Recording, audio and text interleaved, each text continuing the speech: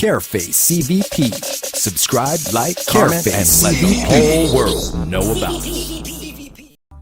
And when I think back, cocky, arrogant, and rude was the best way to describe me, and I always used it to describe me back in that day.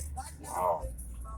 That combination, like, See, see if you're cocky only, this guy's cocky, he has this swag, he thinks he's so cool. I know some people like that. You can say, these guys, or that guy is very cocky. Yeah. Like, to me, I say, I'm so cocky, him look like him a tech cocky. Right? And then if you're just arrogant, you're like, okay, this guy knows his stuff, but he looks down on people because of it. Yeah. So okay, you kind of want to be around them. A lot of people always, they're the top of the world. Top of the world, exactly. But then when you add rude too, but those people are the kind of people when they fall will kill themselves. Yeah, definitely. A lot of people like that because they can't handle it. No. But see, when you add the rude, I think the rude is like the icing on the cake, because the rude just means like, I know that you know that I'm better than you, and I'm gonna let you know that I know that you know that you think I'm better than you, and that's where it gets out of hand, right?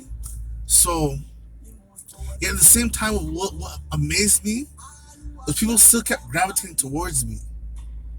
People wanted to talk to me, or they wanted to be around me. They wanted to hear my opinion on things. They wanted my advice on certain things. And it was a very common thing too. Not just one person or two, it was more like 10.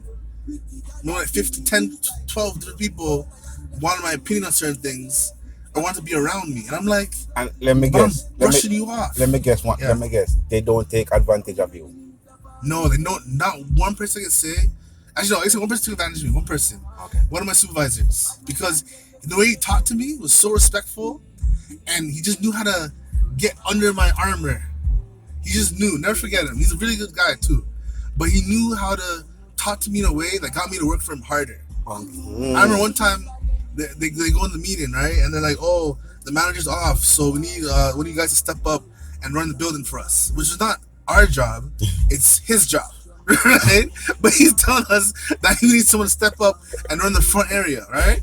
So everyone's kind of like, everyone's quiet. And I knew when he said, we need one of you, he meant me, right? So I go in the front, whatever. I'm on the radio. So I'm on the radio. I'm like saying, okay, I'm checking every area, make sure every area is good. I'm watching my area, make sure my area is good. I'm communicating with everybody in the different areas, and everything was smooth. And next day we hit like some high number. So in my mind, I'm like, okay, but the next day they expect me to do it again. When the manager's here now, and I'm like, wait a second. So basically, you just want me to be your bitch. Because at that point, you want me to run the building from the front area when it was this really front and back, right? So they wanted me to run the entire building from the front. The man area. Want you to do his job. There you go, basically, yeah. And that was consistent throughout my tenure there. They want people below, the supervisors below them, to do their job. Very consistent. That's just across the board.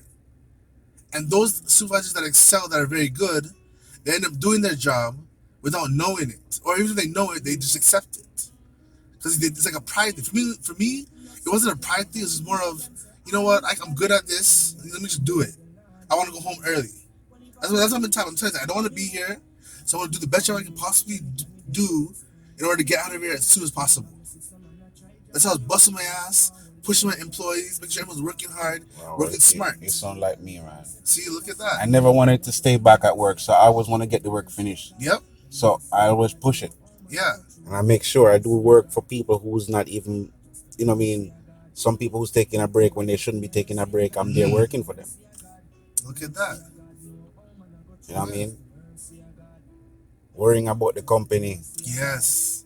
Worrying about the numbers and what? Oh, did we hit our number today? Did we hit our number yesterday? Yeah. It's true, my brother.